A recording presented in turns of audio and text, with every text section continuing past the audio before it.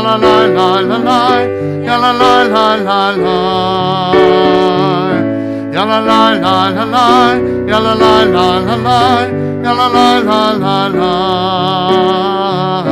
ya la la la la la, ya la la la la la, ya la la la la la, ya la la, ya la la la la la, ya la la la la la, ya la la la la la.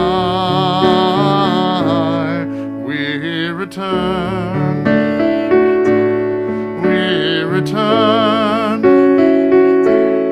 we return, return again. We return, we return, we return, return again.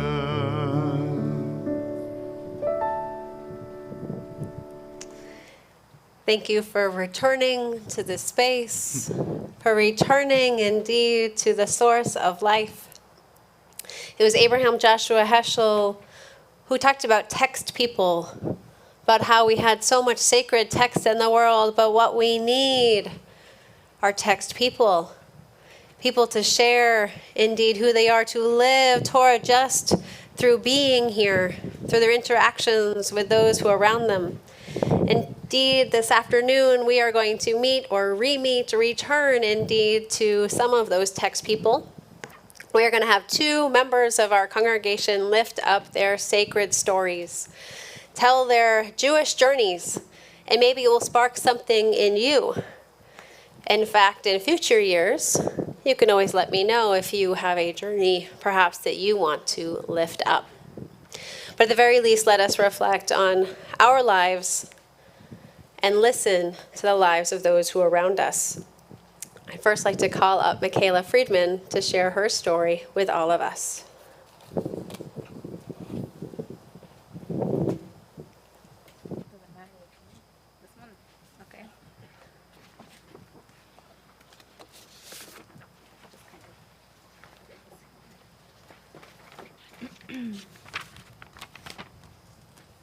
Shana Tova, everyone. If I'm looking for the technical start of my Jewish journey, I would say that it started when I was born into a Jewish family and surrounded by a Jewish community. I went to Hebrew school, I celebrated Jewish holidays, and I even had my bat mitzvah here at Temple Isaiah. To anyone observing at that time, it would seem that just by existing, I was living a Jewish life.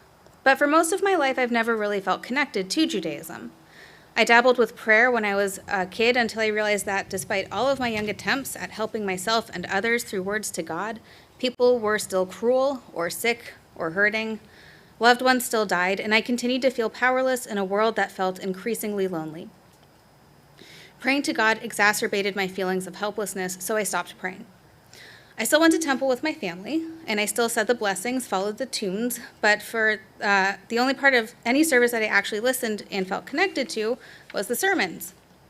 In my mind, this was not strictly a practice of Judaism.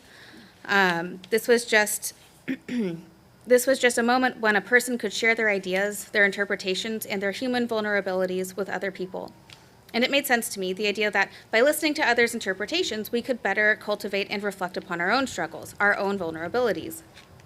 And while I've enjoyed many sermons and been moved by many sermons, the one that has stayed with me the longest is when Rabbi Shanks gave a high holiday sermon that actually talked about mental illness, where she laid bare the truth that when you're diagnosed with cancer, people bring you lasagna. But when you're diagnosed with mental illness, nobody brings you lasagna. And I love lasagna. That comparison blew my mind. It made sense that I wouldn't hide a physical illness, so why was I putting so much pressure on myself to hide a mental one? I left that service feeling inspired and encouraged to be more open about my actual lived experiences instead of hiding behind half-truths when asked the most basic get-to-know-you questions like, where did you go to school? Or, what brought you to Salt Lake City? Coming up with non-revealing answers to those questions was exhausting, and so was feeling like I had to hide all of the experiences that had shaped me into a person I was working so hard to become. I was 13 years old when I went to my first therapist. I was 15 when I was put on my first medications. I was 16 when I went to a psych ward for the first time, and I was 17 when my parents, on the advice of my doctors and mental health professionals, decided to send me to a residential treatment facility outside of Salt Lake City, Utah. Oddly enough, Utah is where I feel like my Jewish journey actually began. Or it was at least the part of the journey where I put my shoes on and grabbed my coat for the voyage ahead of me. Part of the residential treatment facilities program included placing me on something called day treatment, where I had to live with a staff member and their family, supposedly to help me adjust to what life would be like when I was done with the treatment. Part of the conditions for living with the family meant going anywhere they went, which is how I found myself attending Church of Latter-day Saints for 4 months. I did enjoy getting to experience a different religion for an extended time, and the people who greeted me were exceptionally friendly. But my host family would always introduce me the same way, saying, "This is Michaela. She's living with us for a little while, and she's Jewish." Nearly everyone I had met this way had never actually met a Jew before. And I found myself feeling internal pressure to be a positive representative of our entire religion, while simultaneously biting my teenage tongue from saying, "That's right, we do exist." My internal snark and sarcasm were just my mind's way of helping me cope with insecurities around faith and religion. There I was, listening to people talk with certainty about their faith, about their knowledge of God's kindness, power, compassion, and perfection. I wasn't really sure of anything about Judaism. I wasn't kosher, I didn't speak Hebrew, and I couldn't quote the Torah. If asked, I would have described my religious beliefs as being full of curiosity and confusion. If we are all made in God's image, and we are, every one of us, flawed, then doesn't that leave room for God to be flawed? I wasn't even sure if I agreed that there was just one God, because if that were true, then how lonely must God feel? If we're asked to seek and grant forgiveness on Yom Kippur, who forgives God? My religious questioning was really more of a high holiday experience than an everyday occurrence, because my daily thoughts were usually centered on navigating a world that stigmatized mental illness. For nearly 10 years, my diagnosis shaped how I saw myself, and I created my identity around treating and coping with it. This completely changed in my early 20s when it was discovered that my original diagnosis had been a false one. By then, I had graduated the residential program, as well as several outpatient programs, and I had been living in a beautiful apartment in downtown Salt Lake City, attending classes at a community college, while maintaining and loving a job working in a box office at Megaplex 12 Theaters at the Gateway. I had trained with NAMI and their peer-to-peer program, joined a task force to help establish a support group at Temple Isaiah for people with mental illness, and after listening to what I lovingly refer to as the lasagna sermon, I had even shared my simcha with our congregation on the anniversary of actually treating my mental illness. All things considered, I had been doing really well. The realization that I had been living with a false diagnosis was life-changing, and while I did still require treatment to help me manage PTSD and depression, I was no longer taking the heavy-duty medications I had been on. My mind suddenly felt clear, and I wasn't an emotional shell of a person anymore. It was scary to actually feel the full range of my emotions again after having them suppressed for so long. But after the initial shock of feeling, I was able to finally experience the benefits of emotions and even began to feel engaged with life. I was no longer failing classes. In fact, I actually became an honor roll student, to the surprise of my parents. I was still showing up to the monthly Patach Lebeinu support groups for people with mental illness, but after graduating UC Davis, I began attending more Temple Isaiah events. I became inspired by and involved with Values in Action, and I joined Women of Isaiah.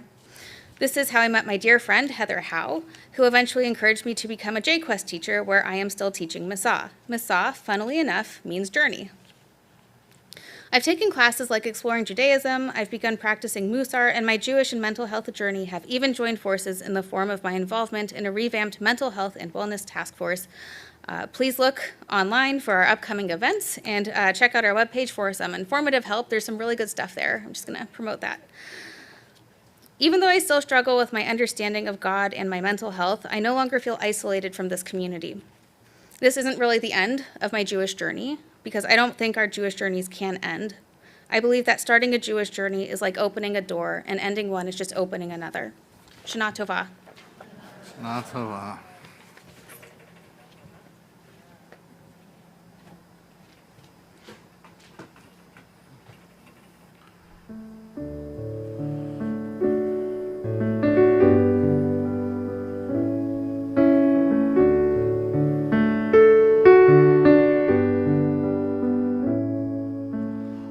Open my eyes to truth. Open my hands to give freely. Open my lips to good words, to pure words. Open my heart to love. Open my eyes to truth. Open my hands to give freely. Open my lips to good words, to pure words. Open my heart to love. Every day, every hour, every moment, open, open. Every day, every hour, every moment, open, open. Open my eyes to truth. Open my hands to give freely. Open my lips to good words, to pure words. Open my heart to love. Open my eyes to truth. Open my hands to give freely. Open my lips to good words, to pure words. Open my heart to love. Open my heart to love. Open my heart to love.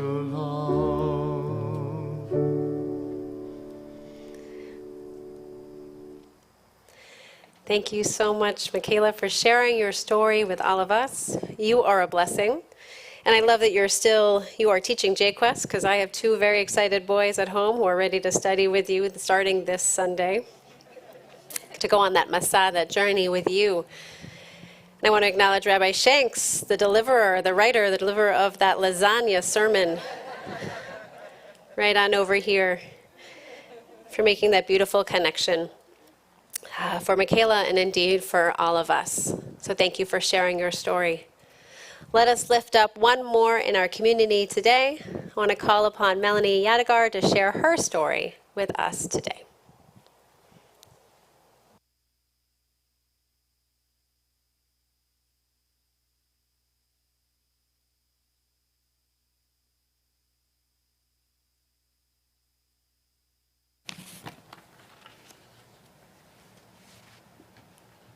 Hello everyone, united here outside amongst COVID on Yom Kippur. I would like to wish everyone Gamar Chatima Tova. Thank you. I am Melanie Yadagar and have been invited to say a few words about my Jewish journey. Let me start by saying that, like everything else in my life, my Jewish journey is complicated. Let's start with the beginning, and it gets complicated right then and there. I was born in Iran in 1972 in a Jewish family. Yes, I was born in the country known for the Islamic Revolution. And yes, I am Jewish. And so were both my parents and both sets of grandparents. Although Iran should be known for its rich culture and history, it's known for other things. Actually, to this day, the biggest Jewish community in the Middle East, besides in Israel, resides in Iran. The history of Jewish life in Iran is very old and dates back to 727 BCE. But growing up in Iran as a young child, I did not understand any of this history. I thought everybody else is just like our family, celebrates all kinds of holidays with lots of different foods and traditions, and gets together every Friday night. By the way, every Friday night, either my grandmother or one of my aunts would make these delicious appetizers that looked like matzo balls, and they were cooked in chicken broth or in soup, but contained meat and chickpea flour, and were called gondi. I had no idea that only Jewish Persian families would make those for Shabbat dinner.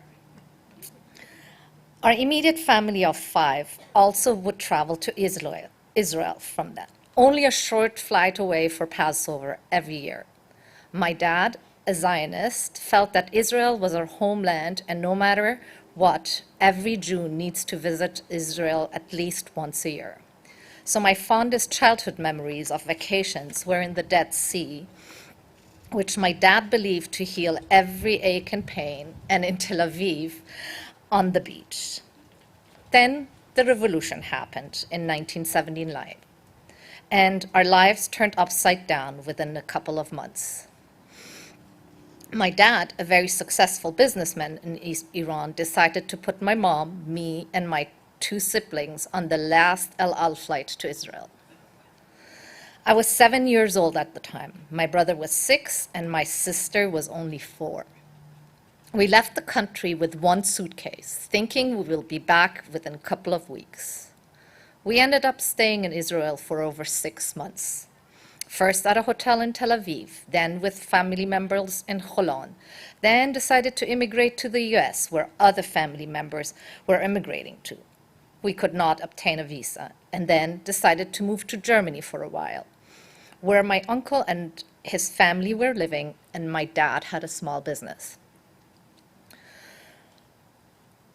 So we ended up with the same suitcase we left Iran, thinking it would be only a couple more weeks in cold German weather at my uncle's house. After another couple of weeks, the realization settled that we might not be able to go back and need to find a living situation in Germany. And this is when my dad left Iran as well and joined us in Germany. You see, my Jewish journey turned even more complicated then. We did settle down in Hamburg, Germany, where only 40 years prior to our arrival, anything Jewish had been eradicated. This is when I learned that I'm different, and I'll always be. My dad decided not to learn German, as it was the language of the Nazis. My mom, on the other hand, attended school to learn German after dropping us off at the French private school my dad wanted us to attend. So here I was, learning German through TV, trying to fit in with other French and German kids at school, and also had become the translator for my parents anywhere we went. We started establishing similar family routines as we had in Iran. Our Shabbat dinners became much smaller, with only my immediate family and our uncle's immediate family. I never saw my paternal grandmother again, who used to live with us in Iran and had told my dad that she would never leave the country she was born in. I had no idea my dad had decided to flee the country where he was an influential and privileged man, so we could have freedom of religion and freedom of speech. I had no idea that I would never travel back to Iran, where my Jewish journey started. Instead, we joined the tiny Jewish community in Hamburg, which had been reestablished by a Holocaust survivor who had lost all his family and made it his mission to establish Jewish life in Germany. He accepted and carefully taught every Jewish member of the community.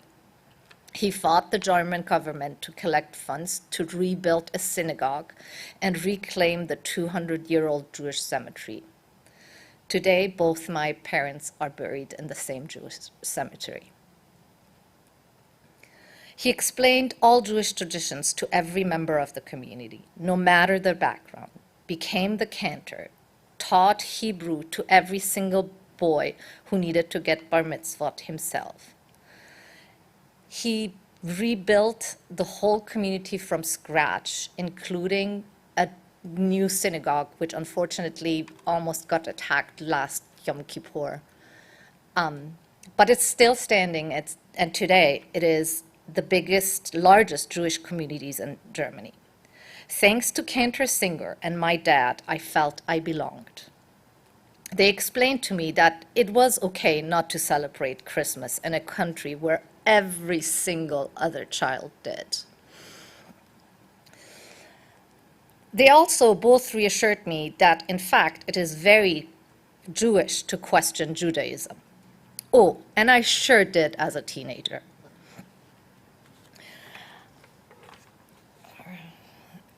Cantor Singer would always answer all my questions on Yiddish terms and why German Jews open their fast with herring. And my dad would answer the Persian Jewish history part. It took me a long time to understand that the meatballs we eat on Shabbat dinner, called gondi, are a particular Jewish Persian recipe. Needless to say, that today I make excellent gondis. And thanks to my mother-in-law who gave up the secret recipe. But these men truly built my Jewish journey with a solid foundation. They, I believe, are the reason that I decided to get married to someone Jewish as well. My husband Jahan, also an avid Israel lover and a Persian Jew, and I believe that our common Jewish journey is to open our home and minds to all and everyone. We pass on our Persian Jewish heritage the same way we learned it from our parents, through family gatherings and Shabbat dinners. You see, today we are the hosts on Jewish holidays for our large extended family and love having a house full of people gathering to share the same foods and traditions we both experienced in our childhood in Iran. My Jewish journey took me on a ride, but brought me right back to the same place I had started, and I learned so much through it. Today, I visit every synagogue wherever I go, and Temple Isaiah has become the Jewish home for our kids. And I still ask a lot of questions, especially when it comes to past Jewish history. We still have a very long way to go on this Jewish journey. Thank you.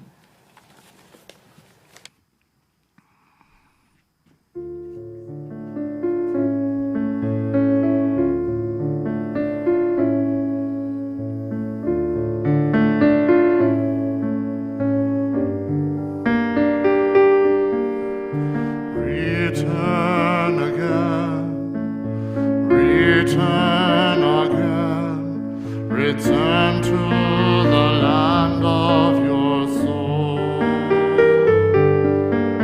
Return again, return again, return to the land of your soul. Return to who you are, return to what you are, return to where you are, born and reborn again.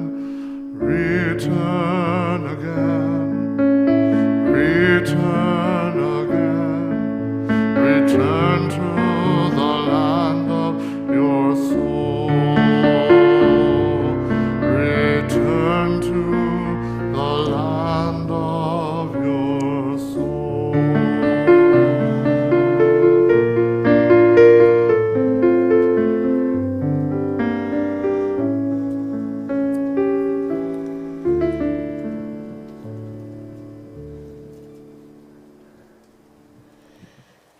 Wow, thank you so much, Melanie, for sharing your story with all of us. We are all inspired. Thank you so much. You have journeyed from far, but now you are here, indeed, in all of our hearts, that story as well.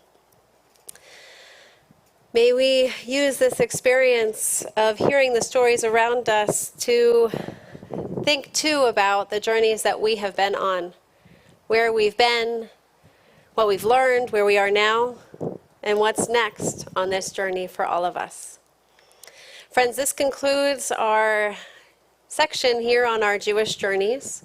We are going to begin Ne'ilah very, very soon at 5 o'clock. You feel free to stay where you are. You can stretch your legs a little bit for those who are joining us online. We'll be back here at 5. Gamar Tov. May the rest of your day be meaningful. Oh, one more note.